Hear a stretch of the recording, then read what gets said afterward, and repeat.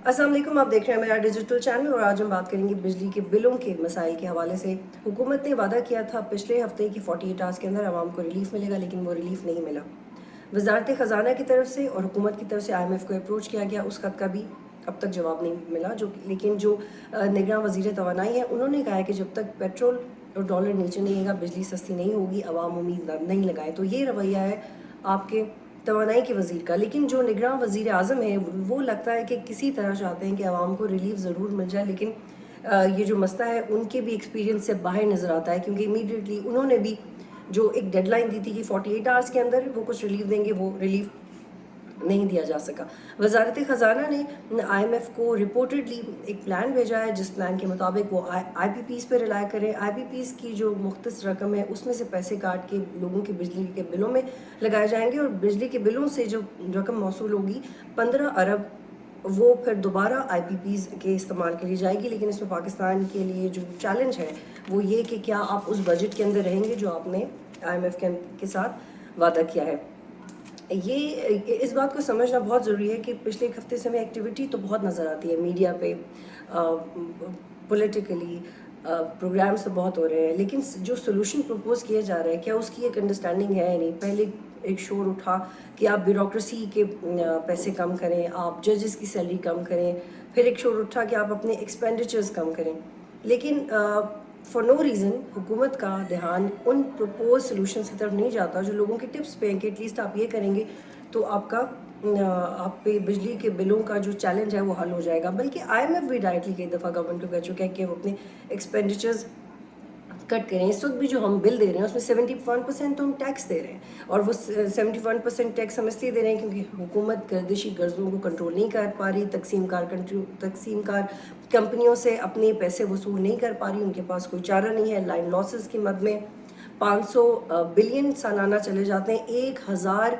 Billion सिर्फ हमारी economy के खसारे में चला जाता है। ये वो सारे फिगर्स हैं जिनको हुकूमत एड्रेस नहीं कर रही है, और ये कोशिश कर रही है कि कोई नया सोल्यूशन हो जाए। नया सोल्यूशन बिल्कुल आ सकता है, लेकिन जब तक आप पहले उन फैक्टर्स को एड्रेस नहीं करते जो कि आपकी इमीडिएटली आपका पैसा मुल्क के अंदर ज़ाया कर रहे हैं। तो जहाँ तक हम इस चीज़ को समझते हैं और जब हम इस बारे में बात करते हैं तो ये चीज़ बहुत क्लियर है कि हुकूमत अपने एक्सपेंडिचर्स कम करे। हुकूमत कहती है कि हमारे एक्सपेंडिचर्स तब कम होंगे जब पब्लिक प्राइवेट पार्टनरशिप होगी, और पब्लिक प्राइवेट पार्टनरशिप में सबसे बड़ा चैलेंज है कि आप ट्रांसपेरेंसी किस तरह मेंटेन करेंगे। ये वो सारे एलिमेंट्स है, क्या 3 4 5 6 माह में इलेक्शन से पहले गवर्नमेंट ने तमाम फैक्टर्स को एड्रेस कर लेगी, लेकिन इमीडिएटली ये हो सकता है कि हुकूमत अपना एक्सपेंडिचर कम करे, आप अपनी लाइन लॉसेस रोकें, आप तकसीम कार कंपनियों के जो मसाइल हैं उनको एड्रेस करें।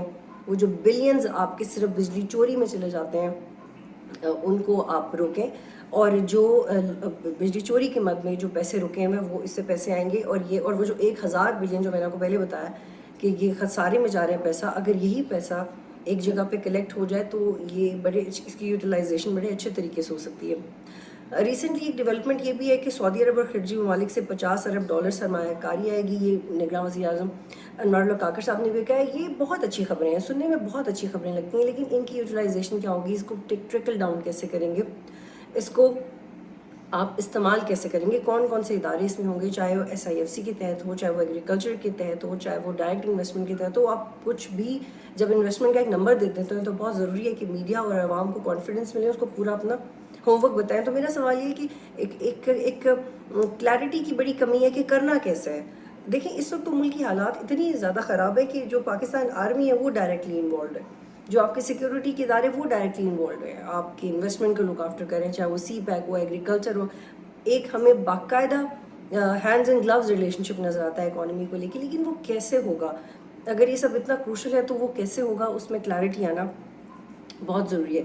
अनवर काकर साहब ने ये भी कहा है कि जी हाइडल सोर्सेज पे हम रिलाई करेंगे, पब्लिक पार्टनरशिप पे रिलाई करेंगे, लेकिन how you are going to do it, when you are going to start it, आपने इस बारे में सोचा क्या है एग्जैक्टली क्या ये सिर्फ बिजली के बिलों के प्रेशर में आके आपने सोचा, या पहले से सोच के आए थे कि आपने रिफॉर्म्स करना है। अपनी अपॉइंटमेंट के बाद अभी इस हुकूमत को आए हुए 2-3 हफ्ते भी नहीं हुए, लेकिन इतने बड़े बड़े चैलेंजेस के लिए क्या ये मुमकिन है कि इनकी बहुत तैयारी हो? ये तब तक नहीं हो सकता जब ان پاپولر ڈیسیزنز نہیں لیے جائیں. اور جتنے بھی معاشی امور کے لوگوں سے ہماری بات ہوتی ہے وہ یہ کہتے ہیں کہ جب تک آپ اپنے لاسز نہیں روکیں گے, بجلی چوری نہیں روکیں گے, اپنے پیسے باقاعدہ وصول نہیں کریں گے, اپنے سرکولر ڈیٹ کا بوجھ عوام کے اوپر نہیں ڈالیں گے, 71% تو آپ کا ٹیکس ہے, آپ اپنا جی ایس ٹی ریوزٹ نہیں کریں گے, عوام کو ریلیف نہیں ملے گا. اگر فار دا ٹائم آپ امیڈیٹلی ساری ٹیکسز ہٹا دیتے ہیں تو پھر آپ وہ پیسہ کہاں سے لے کے آئیں گے؟ آپ اپنے ایکسپینڈیچرز کٹ کیوں نہیں کرتے؟ آپ MNAs MPAs کا مفت بجلی, مفت پیٹرول, مفت کار, مفت گھر, مفت کرائے یا معاف کیوں نہیں کرتے؟ دس از ویری ڈس اپوائنٹنگ کہ اتنا شور مچانے کے بعد بھی حکومت کو آئی پی پیز نظر آ گئی, اپنی ایکسپینڈیچرز نظر نہیں آئی. یہ بالکل ہو سکتا ہے, it is very much possible, لیکن یہ ہمارے ملک میں نہیں ہو رہا. ایک اور ریسنٹ ڈیولپمنٹ یہ ہوئی کہ پہلے بھی ایسا ہوتا رہا کہ آرمی چیفز کاروباری شخصیات سے ملتے رہے, لیکن یہ میٹنگ اس لیے عام ہے کیونکہ ملک کے جو حالات ہیں وہ بہت کروشل ہیں. 50 کاروباری شخصیات سے آرمی چیف کی ملاقات ہوئی. انہوں نے کہا جی $10 بلین فارن ایکسچینج ریزروز کی مد میں ملیں گے, $25 billion S I F C کی مد میں ملیں گے, یو اے ای $25 بلین دے گا, قطر 25 سے 30 بلین ڈالر دے گا, اور ٹوٹل قطر اور یو اے ای سے 75 قطر اور سعودی عربیہ سے 75 سے 100 بلین ڈالرز کے پیسے آئیں گے. یہ وہ ساری انویسٹمنٹ ہے, یہ نمبرز بھی بہت انکریجنگ ہیں. But how we are going to use this money? سارا پیسہ ملک میں جو آ رہا ہے وہ استعمال کیسے ہوگا؟ کیونکہ آئی ایم ایف کی مد میں ملک میں پیسے آتے رہے ہیں, ہسٹوریکلی ہم نے دیکھا ہے کہ وار آن ٹیرر کی مد میں ملک میں پیسے آتے رہے ہیں, لیکن سوال یہ ہے کہ اس کی یوٹیلائزیشن کس طرح سے ہوگی, اس کی ٹرانسپیرنسی, اس کی یوٹیلائزیشن کو کلیئر کرنا حکومت کے لیے بہت ضروری ہے. میرے لیے ایز اے جرنلسٹ جو چیف آف آرمی اسٹاف نے کاروباری شخصیات سے ملاقات کی, اس میں جو ایک سب سے اہم نقطہ ہے جس سے واقعی آپ کو امپریشن جاتا ہے کہ ادارے اور حکومت کسی بھی طرح کوشش کر رہے ہیں کہ اکانومی انڈر کنٹرول رہے, یہ حالات انڈر کنٹرول رہے. کہ جب رپورٹڈلی چیف آف آرمی اسٹاف نے یہ کہا کہ ہم کوشش کریں گے کہ آئی ایم ایف کی طرف نہیں جائیں, نئے پروگرام کی طرف نہیں جائیں, کیونکہ آئی ایم ایف ہمیں فریلی کام نہیں کرنے دیتا اور بجلی کے جو ریٹ ہیں اس میں بھی بہت اضافہ ہوتا ہے. لیکن ایگزیکٹلی وہ ہم کیسے کریں گے؟ اس میں سب سے بڑا سوال یہ ہوتا ہے کہ ایکسٹرنل فائنانسنگ کی مد میں ہمیں جو پیسے آنے تھے اس کا ہم نے مہینوں انتظار کیا, چاہے وہ چائنا سے آنے ہو, چاہے وہ سعودی عربیہ سے آنے ہو, قطر سے آنے ہو. وہ ایکسٹرنل فائنانسنگ جو ہمیں پہلے چاہیے تھی وہ بھی they were looking up to I M F کہ آئی ایم ایف ہمیں ریلیف دے گا تو یہ پیسے پاکستان کی طرف آئیں گے. تو کیا ایسا ممکن ہے کہ کوئی دوست ممالک, جیسے یہ کہا جاتا ہے کہ $80 بلین اگر اس وقت پاکستان میں ڈائریکٹلی آ جائیں تو ہم بہت ساری چیزوں کو سارٹ آؤٹ کر سکتے ہیں, کون دے گا وہ $80 بلین؟ کس گارنٹی پہ دے گا؟ کیا دنیا کی بڑی طاقتوں کو ناراض کر کے دے گا؟ کون سا ملک ہے جو پاکستان کے رسک لینے کے تیار ہے؟ اور یہ تو بہت اچھا ہوگا کہ اگر پاکستان کے کسی کے ساتھ اتنے مضبوط ڈپلومیٹک ریلیشنز ہیں کہ اتنی بڑی رقم پاکستان کو ملے, لیکن ایٹ دا سیم ٹائم چاہے وہ $100 بلین کہیں سے آ رہا ہے, $50 بلین کہیں سے آ رہا ہے, وہ پیسے جہاں سے بھی آ رہے ہیں ان کی بنیاد کے اوپر آپ نئی پالیسیز کیا بنائیں گے؟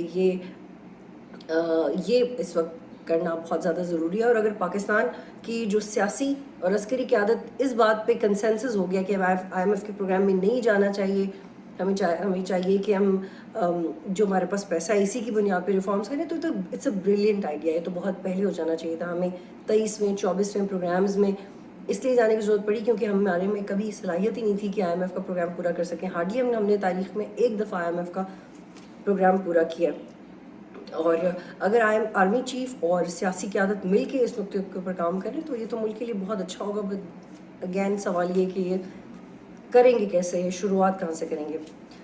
اور آخر میں بات کرتے ہیں پی ایم ایل این کی. پی ایم ایل این نے ایک بڑی انٹرسٹنگ سٹوری ہے پی ایم ایل این کی کہ نواز شریف, اگر عظمہ بخاری صاحبہ نے کہا کہ اگر نواز شریف ملک میں واپس آتے ہیں تو اسٹیبلشمنٹ کے خلاف بات نہیں کریں گے. تو کیا یہ تھی وہ نواز شریف صاحب کی پوری جدوجہد جو 3-4 سال سے کر رہے تھے پاناما کے بعد؟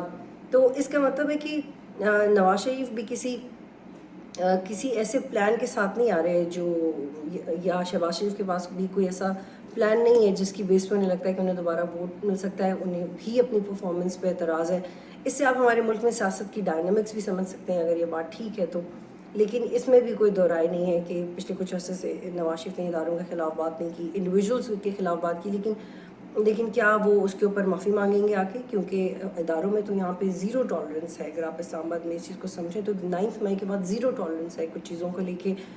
اور ایسی سچویشن میں جب آپ کی معیشت بھی بہت نیچے جا رہی ہے اور نواز شریف کی طرف سے یہ پیغام آنا کہ وہ اسٹیبلشمنٹ کے خلاف بات نہیں کریں گے، تو یہ پاکستان میں اس بات کی بھی نشاندہی کرتا ہے کہ سیاستدان اپنے تئیں کتنے کمزور ہیں. سیاستدانوں کے پاس اپنے بنیاد پہ کرنے کے لیے کچھ نہیں ہے. عمران صاحب کو بھی جب واپس آنا تھا اقتدار میں تو وہ عاصم منیر صاحب کی منتیں کر رہے تھے.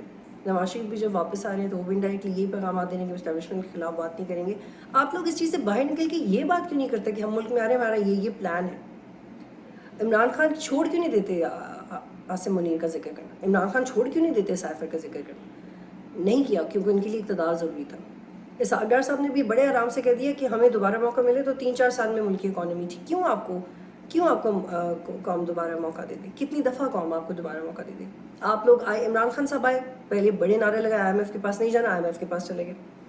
اسحاق ڈار صاحب نے 15 ماہ کیا کیا آئی ایم ایف کو منانے میں لگا دی. آپ نے کیا نیا پروپوز کیا؟ آپ نے کون سا ملک کے اندر سے ہی پیسہ بچا کے اسی کو ملک کو سنبھالنے کے لیے استعمال کیا؟ آپ میں سے کسی کے بھی پاس ایک 0% آئیڈیا بھی نہیں تھا کہ یہ پیسے ملک میں لاسز کی مد میں بچ رہے ہیں، سرکولر ڈیٹ کی مد میں بچ رہے ہیں، آئی پی پیز کی مد میں بچ رہے ہیں، کوئی ایمرجنسی فنڈز کی مد میں بچ رہے ہیں، اپنا ایکسپینڈیچر کی مد میں بچ رہے ہیں. آپ کے پاس یہ آئیڈیاز نہیں تھے جب تک آئی ایم ایف نے آپ کو اتنا سختی سے ٹریٹ نہیں کیا کہ آپ اپنے غریبوں پہ بوجھ نہیں ڈالیں، امیروں پہ بوجھ ڈالیں، انڈائریکٹ ٹیکس نہیں لگائیں، ڈائریکٹ ٹیکس لگائیں، انفلیشن نیچے لے کے اپنا ایکسپینڈیچر کم کریں. یہ آپ نے نہیں کیا. مجھے لگتا ہے کہ جب تک پاکستان کی سیاسی جماعتیں اس طرح کا کوئی پلان نہیں دیں گی، وہ اسٹیبلشمنٹ اورینٹڈ بیانیہ بنا کے 2-4 ٹی وی شوز میں ریٹنگ تو لے سکتے ہیں لیکن وہ ووٹ نہیں لے سکتے، کیونکہ عوام کو صرف اب آپ کی پرفارمنس چاہیے. ان کو فرق ہی نہیں پڑتا کہ اقتدار میں کون ہے، جتنی ان کی بری حالت ہو گئی ہے، ان کو صرف یہ فرق پڑتا ہے کہ آپ ان کے لیے پلان کیا لے کے آئیں. بہت شکریہ.